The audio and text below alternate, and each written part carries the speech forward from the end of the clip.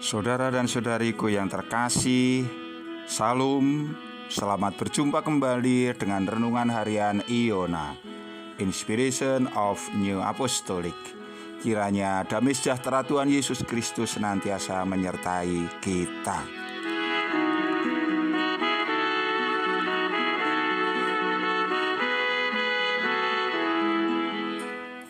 Kita awali renungan kita dengan membaca sebuah perumpamaan yang disampaikan oleh Tuhan Yesus Kristus termuat di dalam Injil Lukas pasal 13 ayat 6 sampai dengan 9. Lalu Yesus mengatakan perumpamaan ini.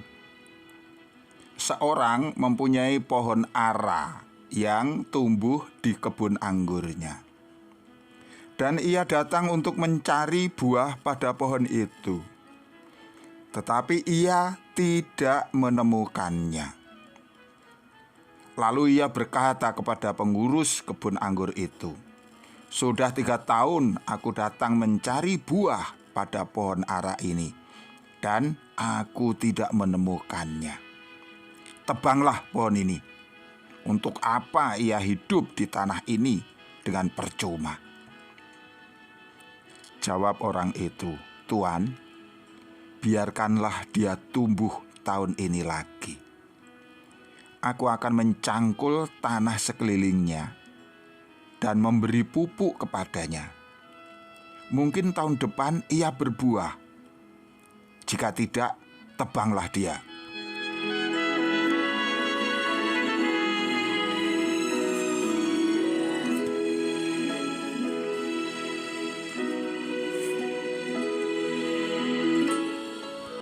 Saudara dan saudariku yang terkasih, dalam perumpamaan ini Tuhan Yesus berbicara tentang penghakiman Allah. Tetapi sekaligus Tuhan juga menjelaskan, memberikan pengertian kepada kita betapa Allah itu sabar. Betapa Allah itu senantiasa memiliki kasih karunia kepada manusia. Ada 3 elemen dalam perumpamaan ini. Yang pertama, pemilik kebun anggur. Yang kedua adalah pengurus kebun anggur. Dan yang ketiga adalah pohon ara. Siapa saja mereka itu sebenarnya? Pemilik kebun anggur itu adalah Allah sendiri. Dan pohon ara itu adalah sebuah gambaran tentang individu manusia. Kemudian pengurus kebun anggurnya siapa? Kita tidak melihat yang lain. Itu adalah Tuhan Yesus Kristus. Dia yang berperan mengurus kebun anggur itu. Ia yang kemudian berbicara kepada Allah, sang pemilik kebun anggur. Di sana Tuhan Yesus memohon kepada Allah agar bersabar. Sebenarnya Allah sudah sampai pada sebuah keputusan untuk menebang pohon ara itu. Artinya apa?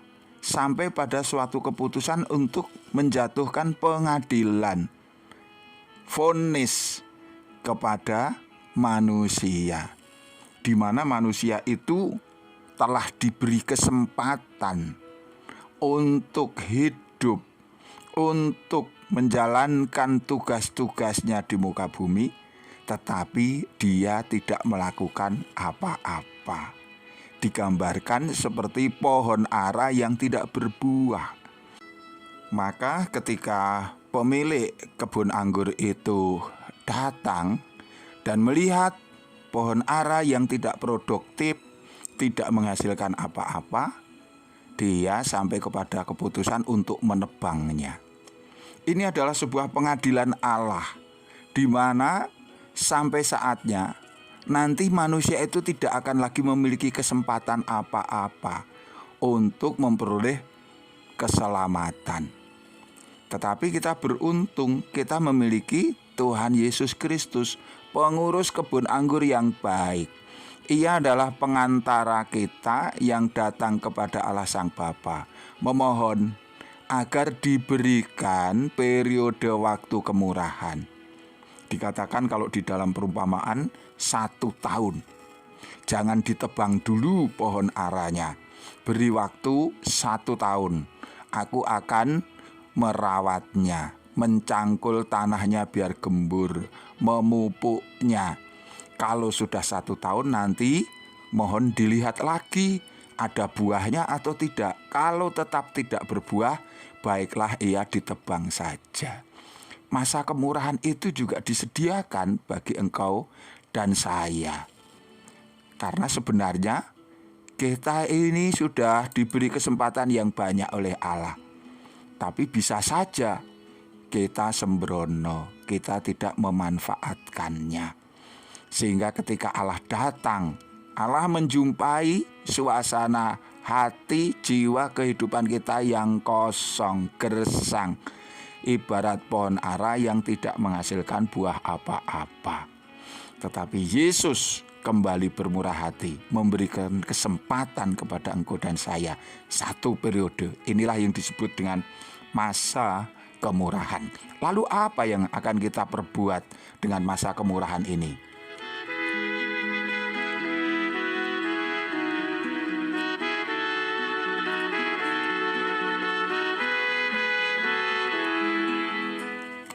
Iya, Allah itu panjang sabar. Allah itu sungguh murah hati kepada kita. Ia memberi kita segala sesuatu yang kita butuhkan untuk kita dapat mengalami kelepasan, dapat diselamatkan. Bahkan ia juga memberi kita cukup waktu agar kita dapat menghasilkan buah-buah, yaitu perbuatan baik kepada sesama, perbuatan baik kepada Allah. Namun benar, waktu ini terbatas, sehingga kita tidak ingin sembrono memanfaatkannya, menjalani hidup berfoya-foya sesuai keinginan kita sendiri, menjalani hidup tanpa prioritas, melakukan hanya apa yang kita senangi, tapi meninggalkan apa yang penting.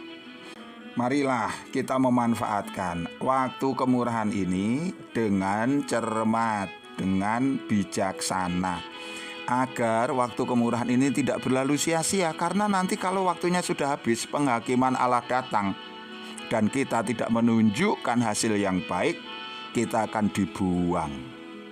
Bagaimana caranya? Pertama, perhatikan firman Allah. Setiap kali kebaktian, Allah memberikan kepada kita firman. Firman ini ibarat pupuk bagi tanaman. Firman ini ibarat juga obat-obatan untuk menyehatkan tanaman itu. Firman ini ibarat perawatan bagi tanah, agar tanah itu menjadi gembur.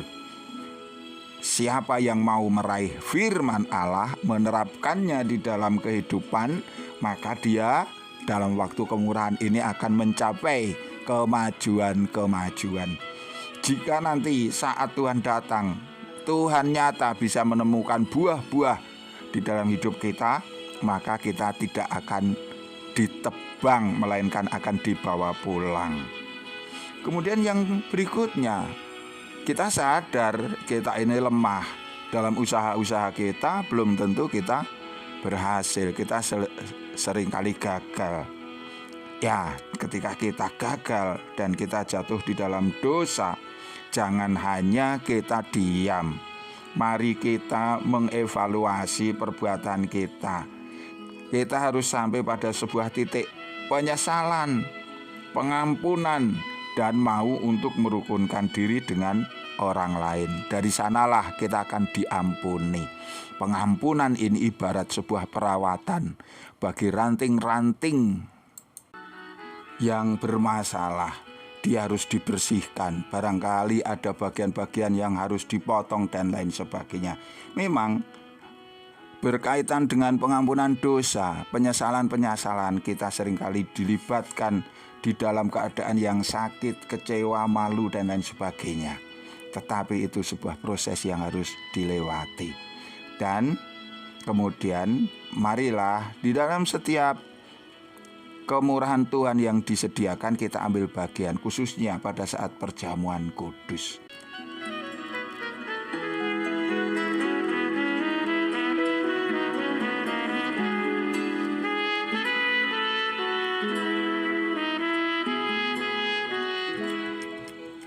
Jadi siapapun yang memanfaatkan waktu kemurahan dengan cara yang tepat, ini akan secara pasti memperlihatkan hasil buah di dalam imannya. Buah ini merupakan bukti kemajuan dalam kehidupan. Khususnya pada masa kemurahan ini, sebagai anak-anak Allah, kita dipanggil untuk terus menghasilkan buah. Dan itu adalah buah yang bernilai kekal. Marilah kita berusaha setiap hari untuk bertumbuh ke dalam sifat Yesus Kristus. Dan karena itu menunjukkan bahwa jiwa kita hidup. Jangan kita lupa, sama seperti pengurus kebun anggur dalam perumpamaan yang meminta waktu kemurahan kepada pemilik anggur bagi pohon ara yang tidak berbuah itu. Demikian pula Tuhan Yesus Kristus masih mengantarai kita di hadapan Allah saat ini. Dan Ia meminta kepada Allah kesabaran dan kasih karunia bagi kita. Yesus tidak berpuas diri hanya dengan memohonkan lebih banyak waktu. Sebagaimana pengurus kebun anggur, Ia memberikan perawatan ekstra untuk pohon yang tidak berbuah itu dengan menggemburkan tanah dan memupuknya. Begitu juga Tuhan Yesus tidak menganggap terlalu merepotkan untuk bekerja pada diri kita dan melupakan segala upaya demi menyelamatkan kita dan memberi kita kesempatan untuk bertumbuh. Keberhasilan kita untuk menghasilkan buah dalam iman juga mengharuskan kita untuk memiliki hati yang terbuka, hati yang tulus kepada sesama kita. Untuk kita tidak memiliki rasa iri hati kepada mereka. Kita memandang kepada Tuhan Yesus yang telah begitu baik kepada kita. Hendaklah kita juga berbaik sangka, berbaik hati kepada sesama kita. Mari kita perkuat komitmen kita untuk mengasihi sesama kita. Jika kita melakukannya, maka tatkala nanti Tuhan datang, penghakiman bukan menjadi ketakutan. Penghakiman tidak akan membuat kita panik, melainkan kita yakin Sang pemilik anggur yaitu Allah akan tersenyum kepada kita, bersuka cita bahwa kita telah boleh menghasilkan buah. Tuhan memberkati, sampai jumpa.